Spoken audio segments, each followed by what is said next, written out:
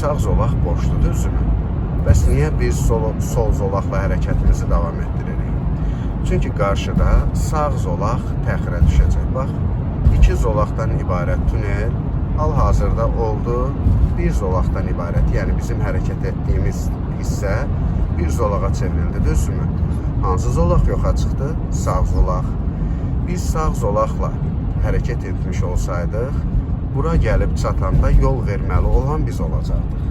Yəni kimin zolağı təxirə düşürsə o yol verməlidir. Artıq burada sağ prinsipi qüvvədən düşür.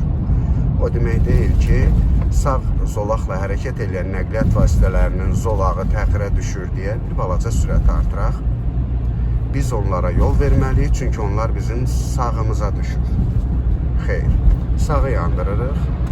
Baxaq sağ güzgüyə, kimsə yoxdur ki, var.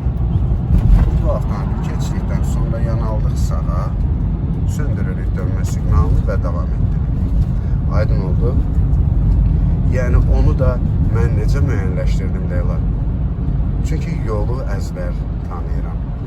Yadında saxla, yolu tanımaq avtomobil idarə etməyin yarı faizini təşkil edir.